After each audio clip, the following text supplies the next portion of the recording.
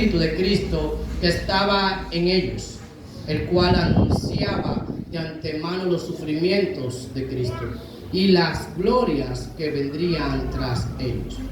A estos se les reveló que no para sí mismos, sino para nosotros administraban las cosas que ahora os son anunciadas por los que os han predicado el Evangelio por el Espíritu Santo enviado del cielo, cosas en las cuales anhelan mirar los ángeles. Padre, como siempre espero que me hable, como siempre espero que hable a través de tu palabra, Señor. Aleluya, bendito Dios. Y como decía al inicio, yo estoy aquí para sostener el poder de tu fuerza, Señor, porque no soy quien, Y amadura tu nombre, Señor, aleluya. no soy digno para pararme ante tu palabra y hablar de ella, Señor. Gracias. Mira que este pasaje dice que los ángeles anhelan este honor que tú nos das a nosotros, que me das. Bendito Dios. Pero tú, Padre, te ha placido, Señor, Amén, gloria a ti. en tu poder, en tu gracia y misericordia, Padre de la gloria, que instrumentos sencillos, débiles y hasta pecadores que han sido redimidos con tu sangre, Cristo, tengan el honor y el privilegio de predicar tu palabra para que la gloria siempre sea tuya, Señor. Así que, Padre, que se manifieste tu gloria a través de este pasaje, Señor. Amén, gloria al En el Señor. nombre de Jesús oramos. Amén. Mis hermanos, a la hora de presentar el Evangelio, una de las cosas que normalmente nosotros destacamos es que la vida eterna es un regalo de Dios. Un regalo que es por gracia. Gracia es lo mismo que regalo inmerecido, un favor inmerecido, es decir, algo que nosotros no merecemos, pero tampoco es algo que nosotros podemos conseguir con nuestro esfuerzo. Es por esta razón que para primero nosotros poder entender un poquito de la gracia de Dios, tenemos que estar conscientes de nuestra naturaleza humana que está totalmente depravada. El ser humano desde Adán cayó y permanece en pecado. Por eso es que nuestro corazón es de continuo al mal. El corazón humano es perverso y dice la Biblia más que todas las cosas. Así es nuestro corazón. El apóstol Pablo en Romanos 3, un capítulo antes al que leía nuestro hermano Arcelino al iniciar, pues nos enseña esta realidad a nosotros en Romanos capítulo 3 a partir del versículo 10 al 18.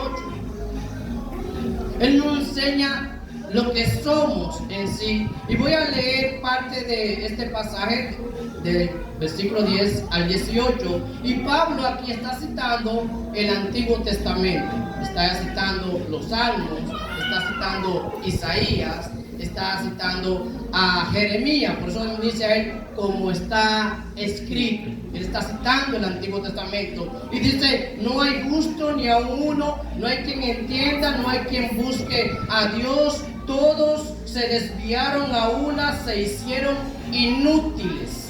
No hay quien haga lo bueno, no hay ni siquiera uno. Sepulcro abierto es su garganta, con su lengua engañan. Veneno de áspides hay debajo de sus labios. Su boca está llena de maldición y de amargura. Sus pies se apresuran para derramar sangre. Quebranto y desventura hay en sus caminos, y no conocieron camino de paz. No hay temor de Dios delante de sus ojos. Aquí hay varias cosas clave que resaltan en el pasaje que acabamos de mencionar, empezando que no hay nadie justo, no hay nadie que busque a Dios. Todos somos inútiles para por nuestras propias fuerzas, por nuestras propias obras, alcanzar intimidad con Dios, hacer algo que le agrade a Dios, porque como mencioné ahorita, nuestro corazón es de continuo, hermano. Estamos separados de la gloria de Dios desde la concepción, no solo desde que nacemos, desde que el semen de nuestra madre cayó en el hombro de nuestra mamá. Somos pecadores, nos enseña la Biblia. Por tal razón, para nosotros poder tener una intimidad o una cercanía con Dios, Dios mismo en la persona de su Hijo Jesucristo viene como nuestro mediador e intercesor para así acercarnos a nosotros. Cuando nosotros vemos esta realidad, podemos entender claramente lo que nos dice el Señor en cuanto a la gracia. ¿Qué es realmente la gracia? ¿Qué realmente es este favor inmerecido que Dios nos ha dado, que Dios nos ha regalado? Esta enorme y maravillosa salvación que tenemos cada uno de nosotros. Y en nuestro pasaje de hoy, el apóstol Pedro nos dice que esta gracia estaba guardada, destinada, reservada para ustedes. Esta gracia estaba guardada para ustedes, y esto también me incluye a mí porque es Pedro que nos escribe a todos los discípulos. Cuando algo está guardado, cuando algo está destinado para alguien, es para ser usado específicamente para ese alguien, en el momento específico, en la ocasión específica. No cuando querramos. Estaba destinada, dice Pedro, para nosotros, única y exclusivamente. Ahora bien, ¿por qué Pedro dice que esta gracia estaba destinada exclusivamente para nosotros? Cuando leemos desde el versículo 10 de nuestro pasaje, nos damos cuenta que Pedro se está refiriendo a la gracia que profetizaron cada uno de los profetas del Antiguo Testamento. Y leemos: los profetas que profetizaron de la gracia destinada a vosotros inquirieron y diligentemente indagaron acerca de esta salvación.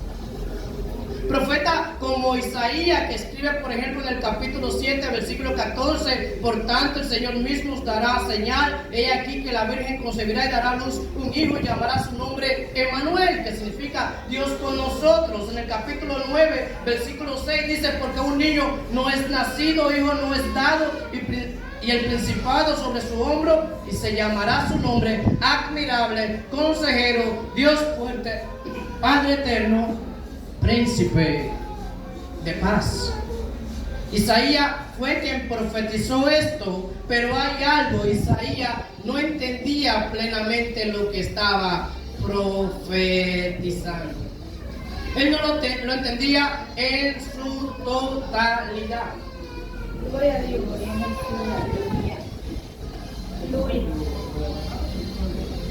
Él no podía comprender la realidad de lo que Dios le había dicho que diga. Él solo estaba como profeta transmitiendo un mensaje. Él solo estaba transmitiendo este mensaje maravilloso de que de una manera u otra Dios se iba a encarnar. Dios iba a habitar entre nosotros. Es algo que es imposible en la mente humana de entender. Y más cuando es hablando de la revelación de Cristo. Por ejemplo, el escritor de Hebreos dice en el capítulo 1, versículo 1 y parte del versículo 2, él dice que Dios, habiendo hablado muchas veces a nuestros padres por los profetas, en estos postreros tiempos, en estos días, nos ha hablado por el Hijo. Y prácticamente todos los profetas han hablado de una manera u otra de la encarnación de Cristo.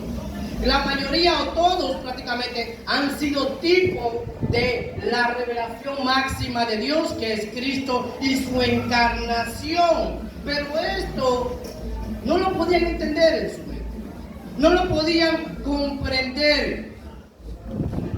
Nosotros ya sabemos de la llegada de Cristo. La historia lo tiene ahí. La Biblia nos lo relata. Pero tampoco nosotros podemos comprender esto tan majestuoso y tan grandioso en su plenitud. Porque es algo inmenso. Pero hay algo, mis hermanos. Los profetas querían y deseaban entender el mensaje que ellos transmitían de parte de Dios. Es por esta razón que el apóstol Pedro nos dice que ellos inquirieron y diligentemente indagaron acerca de esta salvación. Ellos estaban ansiosos de saber, de entender cómo iba a ser esto, en qué época, en qué tiempo iba a pasar esto. Un ejemplo más o menos claro de esto es cuando el Señor a través de un ángel le da profecías del fin a Daniel y le dice en el versículo 6, capítulo 12, un varón vestido de lino que estaba sobre las aguas del río preguntó, hablando de un ángel, ¿cuándo será el fin de esta maravilla? Y en el versículo 9 dice, él respondió, anda Daniel, pues estas palabras están cerradas y selladas hasta el tiempo del fin. Es verdad que estas palabras están selladas, están cerradas. Es para que nosotros no podamos entender cuándo será el día ni la hora, pero como quiera esto no le quitó el deseo a Daniel de estudiar minuciosamente estas escrituras. Y a nosotros tampoco se nos debe quitar este deseo de estudiar de una manera bien detallada las profecías, aunque no la vamos a entender en su plenitud. Daniel la estudió, nosotros tenemos que estudiarla. Los profetas, como no entendían lo que estaban transmitiendo de parte de Dios, nos dice Pedro, que ellos, como querían entender, inquirieron diligentemente. Es decir, que le estudiaron cuidadosamente. No era que ellos dieron un mensaje y ya se acostaron a dormir, no.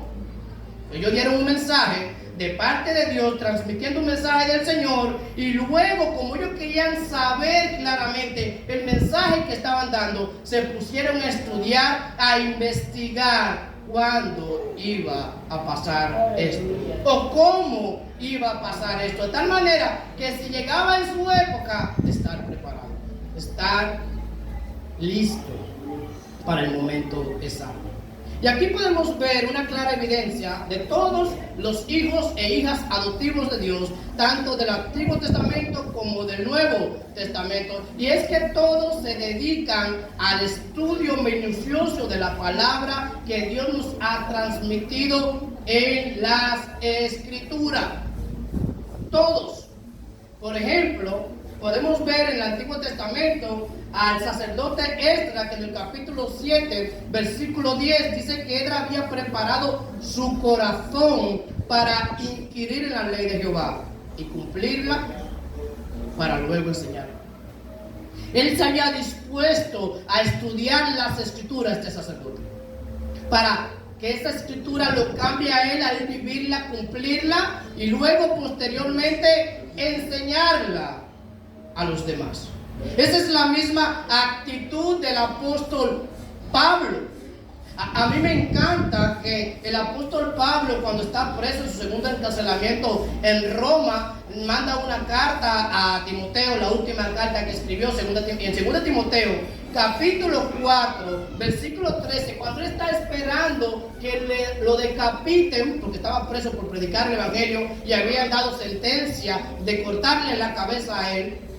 Y él escribe a Timoteo, le dice de la siguiente manera, que le lleve el capote que dejó en Troas, en la casa de Carpo, y los libros, mayormente los pergaminos. Y uno se pregunta a veces, pues yo entiendo por qué él pide el capote, la capa, él estaba preso en una cárcel fría, pero ¿para qué, Pablo, tú pides que te manden libros, pergaminos, si tú estás esperando horas, minutos, días para que te corten la cabeza? ¿Para qué?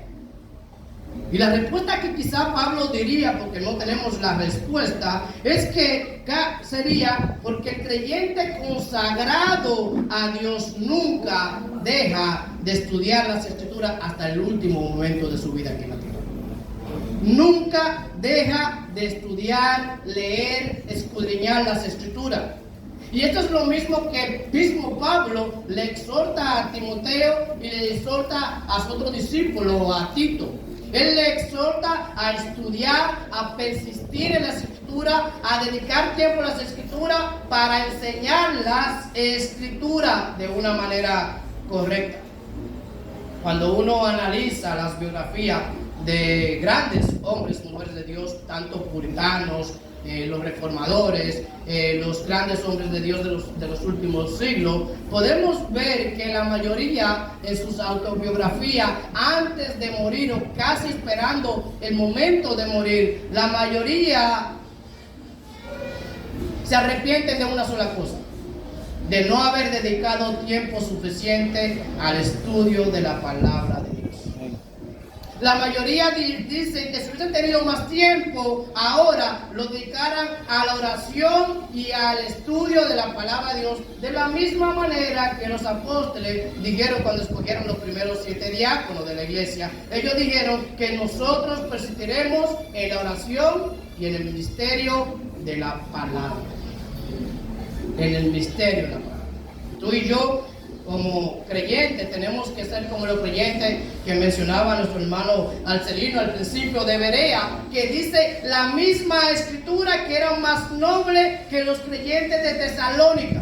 ¿Y por qué? Porque Pablo le predicaba las Escrituras, las buenas nuevas, y ellos iban a la Biblia a ver si lo que Pablo decía era verdad o era mentira. Tú y yo tenemos que ser así. Tú y yo tenemos que ser como los profetas del Antiguo Testamento, que inquirieron y diligentemente indagaron acerca de esta salvación. Ellos deseaban entender cómo era que Dios se iba a manifestar, cómo Dios iba a demostrarnos y darnos esta gran salvación a nosotros. Ellos querían saber cómo iba a ser el fin de las cosas. ¿Cómo será el momento final? ¿Cómo que Dios nos va a salvar? Y más sabiendo que nosotros, ninguno de nosotros, nos merecemos perdón de Dios. Porque Dios, si verdaderamente es justo, que Él lo es, como Él dice en su palabra, y dice que no tendrá por inocente al malvado, y todos nosotros somos malvados, ¿cómo es que Dios nos iba a perdonar? ¿Cómo esto iba a ser posible? Porque alguien tenía que pagar, y ese alguien obligatoriamente tenía que ser un ser humano. No podía ser un cordero, no podía ser un becerro, ni mucho menos un macho cabrío.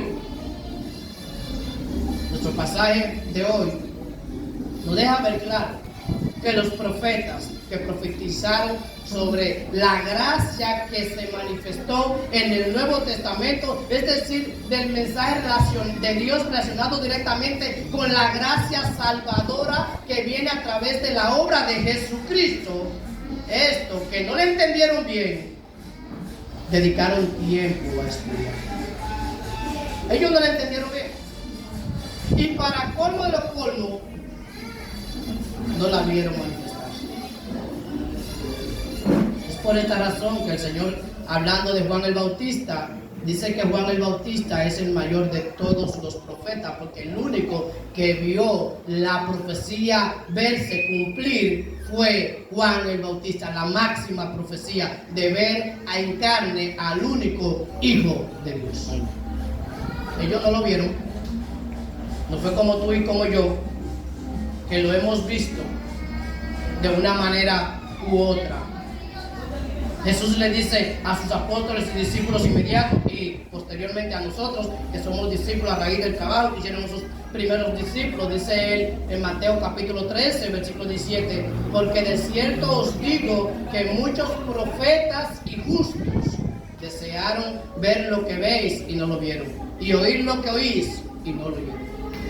Nosotros sí tenemos el placer de ver, de oír lo que ellos lo vieron, lo que ellos no escucharon. Ellos no lo vieron, ellos no lo escucharon. Nosotros sí. Pero a pesar de que ellos no lo vieron, de que ellos no lo escucharon, el pasaje dice que en el versículo 11, que ellos escudriñando qué persona y qué tiempo indicaba el Espíritu de Cristo que estaba en ellos, el cual anunciaba de antemano los sufrimientos de Cristo y las glorias que vendría tras ellos. Ellos deseaban fervientemente saber cuándo iba a ocurrir esto. ¿Para qué tiempo era que el Espíritu de Cristo, dice aquí, dando esto es otro nombre o referencia al Espíritu Santo, al Espíritu de Dios, como dice el versículo 12, hablando del Espíritu Santo? ¿Cuándo era que el Espíritu Santo iba a dar a conocer, a revelar esto que ellos estaban anunciando? Y fíjense, mis hermanos, que no solo estaban enfocados en la gloria que vendría, sino que ellos entendían, o Dios les reveló claramente, de los sufrimientos de Cristo. Que estos sufrimientos tenían también que manifestarse juntamente y primero que la gloria de Cristo de una manera u otra. Es maravilloso que nosotros, en este mundo, en este planeta, Dios pisó, Dios se encargó. Nosotros vimos la gloria de Dios. Amén. Juan, el apóstol, dice en Juan 1:14, y aquel verbo fue hecho carne, y habitó, tabernaculó, vivió con o entre nosotros. Y vimos su gloria, gloria como del unigénito del Padre, lleno de gracia y de verdad, porque solo en la persona de Cristo, en el Hijo de Dios, podemos ver la gloria de Dios. Y ellos querían saber cómo se iba a manifestar la gloria de ese Dios todopoderoso, grandioso, extremadamente trascendente, cómo se iba a manifestar en este mundo. ¿Cómo era esto? Porque como mencioné ahorita, para que haya salvación alguien tenía que sufrir. Para que haya un salvo alguien tenía que sufrir. Alguien tenía que morir. Y no podía ser alguien común y corriente como tú y yo. Tenía que ser alguien justo, alguien santo, alguien perfecto humanamente. Tenía que ser así. Y ellos querían ver esto, querían entender esto. Esta es la manifestación máxima de Dios. Dice un autor que que la cosa más difícil para nosotros entender es que Dios se hizo hombre. Lo más difícil de entender no es que Dios murió ni que Dios resucitó. Si entendiéramos que Dios se hizo un ser humano, lo demás es sencillo. Eso es lo más difícil, que Dios bajó de su trono celestial y vino al mundo, se hizo un hombre para sufrir como hombre, para salvar hombres malos, injustos, como tú y como yo, de manera tal que se haga nuestro profeta, nuestro sumo sacerdote y nuestro rey excelso, que luego como hombre esté ahora en el trono celestial. ¿Cómo iba a ser esto? Él tenía que subir al trono celestial como hombre para nosotros ser salvados. Pero para poder llegar a este nivel como hombre, él tenía primero que sufrir como hombre, al hacerse hombre. Tenía que sufrir como hombre para salvar a seres humanos pecadores como tú y como yo. En Isaías capítulo 53, una profecía que Isaías nos da 750 años antes de la encarnación de Cristo, podemos ver cómo Isaías, de una manera muy vívida, profetizó la encarnación de Cristo. Profetizó los sufrimientos de Cristo. Él profetizó claramente que este Cristo, este Hijo de Dios, venía al mundo a ser un siervo sufriente.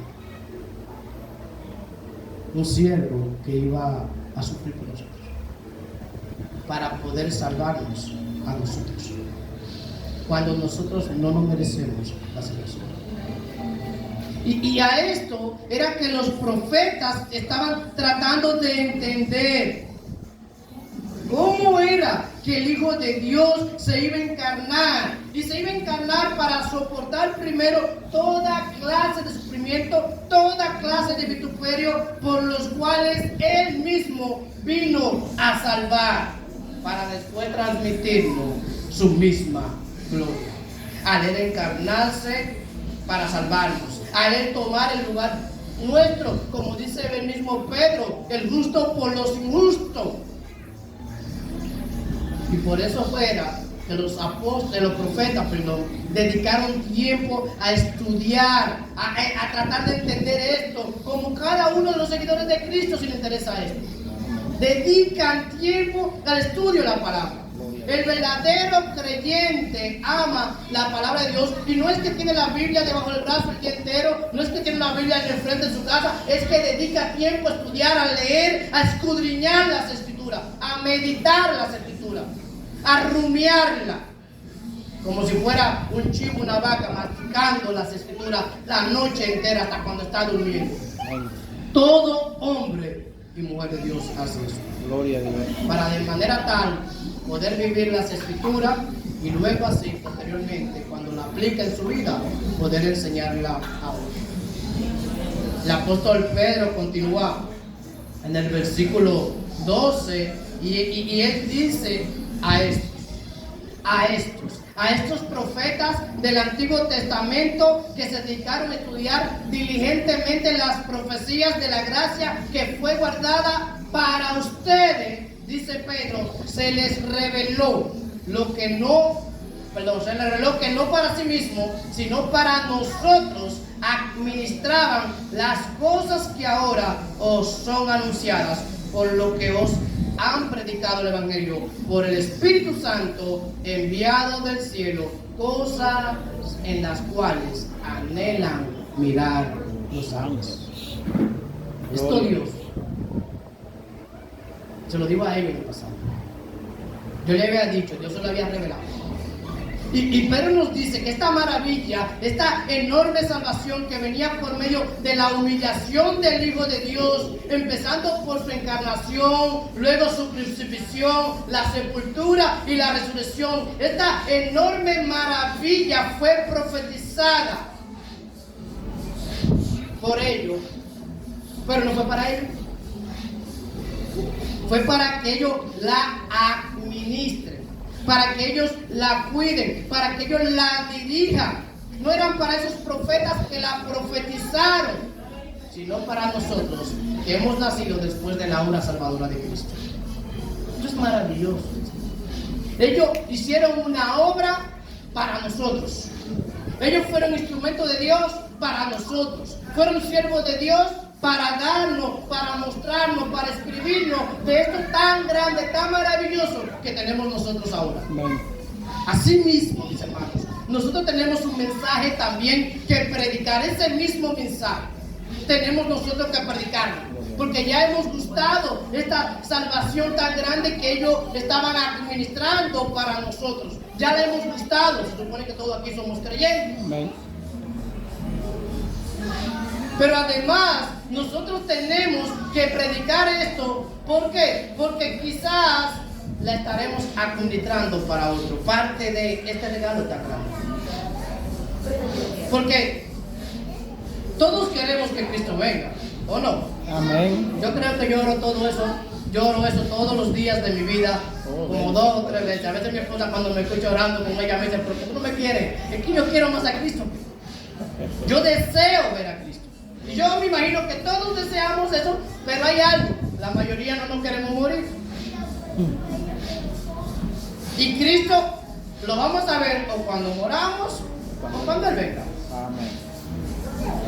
Pero resulta que nosotros podemos morir ahora y estar ahora o ahorita o mañana y nosotros estar predicando este mensaje maravilloso, y de una manera u otra lo estaremos administrando para aquellos que sí van a poder ver con sus propios ojos a Cristo venir desde la nube. Es verdad que nosotros seremos resucitados y nos uniremos con ellos en la nube, pero estamos siendo administradores de lo que posiblemente lo vean con sus propios ojos. Es por eso que nosotros, al igual que cada uno de los profetas, tenemos que estar predicando, profetizando este maravilloso mensaje de salvación. Yo no sé si ustedes saben que en el sentido literal todos los creyentes son profetas. No como los del Antiguo Testamento. Los escritores hebreos dijeron que ya Cristo dijo que Juan es el último. No hay más profetas. Pero todos, cuando hablamos en el nombre de otros, somos profetas. Amén. Y se supone que nosotros hablamos en el nombre de Cristo. Amén. Somos sus profetas cuando hablamos de las Escrituras. Y más cuando hablamos de esa manifestación gloriosa que ha de venir, su segunda venida. Cuando Él venga y nos glorifique a nosotros, nos transforme a nosotros. Nosotros tenemos que predicar esto hasta que suceda. Y quizás este mensaje, como dije ahorita, lo estaremos profetizando para otros, no para nosotros. Así mismo, los profetas del Antiguo Testamento predicaron la primera llegada de Cristo, la cual ellos no vieron. Porque ellos eran solo administradores de este regalo maravilloso que es la gracia de Dios que se nos manifestó a nosotros a través de la llegada de Cristo.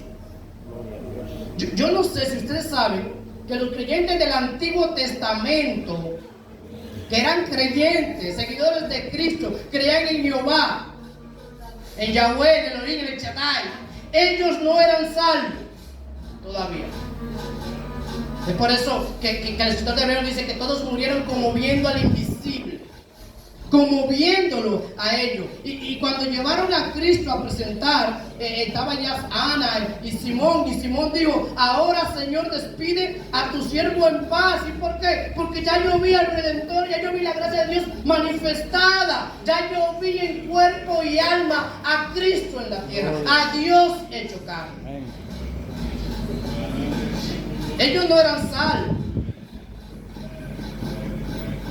hasta que Cristo fue a la cruz y fue crucificado. Fue sepultado y resucitó y ascendió al cielo. Lo maravilloso del caso es que nosotros es todo lo contrario. De que estamos en la obra de Cristo, ya somos salvos automáticamente. No es como ellos, no tenemos que esperar un momento. Ya esa salvación, esa gracia maravillosa, ya la tenemos cada uno de nosotros. Está en nuestra propia cuenta por siempre y para siempre. Porque Dios la ha guardado para nosotros. Y nos está guardando a nosotros para esa manifestación. Gloria a Dios. Algo importante que no debemos pasar por alto en el mensaje de hoy para ir terminando. El mensaje es corto.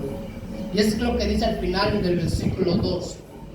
Cosas en las cuales anhelan mirar los ángeles. Yo no sé si tú entiendes esta frase. Pero los ángeles quisieran comprender, quisieran entender cómo fue que Dios hizo esto. Ellos quisieran entender esto. Primero, cómo Dios, siendo Dios todopoderoso, siendo excelso, siendo extremadamente grandioso y trascendente, como hemos dicho, cómo Él se humilla al hacerse un ser humano como tú y como yo. ¿Cómo Él hizo esto? ¿Y por qué Él hizo esto? ¿Para qué Él hizo esto? Diríamos nosotros una vez: para salvarnos. Pero ¿para qué salvarnos nosotros? ¿Por qué motivo Dios tenía que salvarnos a nosotros? ¿Nosotros le sumamos algo a Dios? ¿Hacemos que Dios sea más Dios? Mis hermanos, lo perfecto no necesita perfección. Dios ya es perfecto. Nosotros no hacemos a Dios más Dios, ni lo hacemos más perfecto. Él no nos necesita a nosotros. Alabado sea Dios. Y los ángeles se preguntan: ¿por qué? ¿Para qué? Pero lo que yo creo que los ángeles más se preguntan es cómo Dios cambió un corazón malo, un corazón malvado de estos seres humanos que estamos aquí, para que nosotros podamos escuchar la voz de Dios y luego aceptar la obra de Cristo. ¿Cómo Dios hizo eso? Gloria al Señor. Yo creo que ellos se están preguntando eso a cada momento. ¿Cómo Dios hizo que nosotros, seres humanos incapaces, que no queremos nada con Dios, que no buscamos a Dios, ¿cómo hizo que nosotros podamos llegar a Dios? Que querramos ahora tener intimidad con Dios, que deseemos ahora ver la presencia de Dios cuando nacimos separados y sin querer estar con Dios. Y para colmo, el mensaje maravilloso nos lo da a nosotros. Para colmo de los colmos. Miren, mis hermanos, la Biblia dice que cada vez que un creyente, que una persona, un no creyente acepta a Cristo, se hace creyente, los ángeles hacen fiesta. Toca la tambora mejor que ustedes. Amén. Hacen fiesta los ángeles cuando Cristo, cuando Dios salva a alguien. Yo me imagino que ellos dicen, wow, cómo Dios hizo esto, cómo Dios salvó a este ser humano tan malo, tan malvado. Y ahora lo ve justo, lo ve santo, lo ve perfecto, lo hizo con un alma y un cuerpo lavado, transformado en la glorificación, y ahora no pertenece al infierno, sino que pertenece al cielo. ¿Cómo Dios hizo esto? Gloria a Dios. Y dice Pedro acá, ellos anhelan mirar, ellos desean predicar esto maravilloso de Dios. Ellos desean comprender esta enorme salvación, esta obra que Dios hizo en nosotros a través de la obra que Dios hizo. Ellos desean predicar esto. Lo grandioso del mensaje de la salvación que nosotros predicamos, y lo predicamos mal. Lo predicamos mal, no lo predicamos bien. Y con todo y todo de ser incompetente, Dios salva a personas a través del mensaje que nosotros transmitimos de Él, no por lo que somos nosotros, sino por lo glorioso que es el mensaje. Amén. A pesar de que lo hacemos mal, el mensaje es glorioso, es poderoso. La salvación, mis hermanos. Nosotros vemos de principio a fin una sola cosa: gracia, amor inmerecido. Un amor tan grande, tan enorme, tan maravilloso, que Dios toma nuestro lugar para salvarnos a nosotros y hacernos salvos. Pero también para a nosotros mismos hacernos administradores de esa misma gracia, para que a pesar de nuestra incapacidad, de lo mal que lo hacemos, Dios permitir que otros se salven. Esto es maravilloso. Es por eso que Pedro dice que los ángeles desean comprender este mensaje, pero además desean ser los portadores de este mensaje, de este grandioso y maravilloso mensaje, en el cual Dios no estimó el ser igual a Dios, sino que se humilló y se rebajó para ser como tú y como yo, y en posición de hombre dice que se despojó de su gloria, en el sentido de que no usó sus dones divinos aquí como hombre, para poder hacer un sacrificio que nos salve a nosotros, los hombres, seres humanos pecadores, y luego escogernos a nosotros para predicar ese mismo mensaje. Un mensaje que por todos los lados dice una sola cosa: Dios te ama y quiere salvar. Eso es lo que dice Dios. Los ángeles anhelan predicar por lo glorioso que es el mensaje. Pero Dios, en su incomparable sabiduría, para que la salvación sea de Él de principio a fin y nadie diga se salvó por mi culpa, Dios, ¿qué hace? Nos escoge a nosotros los incapaces. Nos escoge a nosotros a lo que Él salvó, a nosotros a lo que todavía Él no ha glorificado, para que nosotros transmitamos ese mismo mensaje perfecto que nos da esperanza de que un día nuestro Señor y Salvador Jesucristo vendrá a buscarnos para perfeccionarnos, para glorificarnos a nosotros. Pero mientras tanto, tenemos el honor, la dicha y el privilegio de predicar este maravilloso mensaje, esta maravillosa gracia que estaba guardada, esta maravillosa gracia que los profetas predicaron para que nosotros la disfrutemos y que los ángeles desean tener. Y mi pregunta para ti, creyente, ahora, hoy, ¿vas a estudiar este mensaje diligentemente como lo hacían los profetas del Antiguo Testamento? y lo vas a predicar como los ángeles desean predicarlo, Gloria a Dios. o lo vas a obviar como si no te importara nada. ¿Qué vas a hacer? ¿Lo vas a estudiar como los profetas lo querían o lo estaban estudiando? ¿O lo vas a predicar como los ángeles quieren hacerlo? ¿O lo vas a dejar como si no fuera importante para ti? ¿Qué vas a hacer? Y por si acaso, si aquí hay uno que no es creyente, ¿qué tú vas a hacer? ¿Le vas a creer a Dios que lo que Él hizo, su sacrificio es perfecto y válido y total para salvación? ¿O creerás que tú tienes que hacer algo para salvarte o para mantenerte salvo? ¿Qué vas a hacer? ¿Qué vas a hacer? ¿Seguirás creyendo que por tus obras tú puedes salvarte? Y no por la gracia de Dios, no por el regalo de Dios. ¿Seguirás creyendo que por tus obras, por tu comportamiento eres salvo? ¿Creerás que la obra de Cristo no son válidas? ¿Qué vas a hacer? Miren, mis hermanos, al final nosotros somos salvos por obra, pero no por la nuestra, por la de Cristo. Nuestras obras no nos salvan. Si tú crees que vas a ser salvado por tu obra, por tu comportamiento, ¿sabes? Al final te vas a condenar. Estás condenado.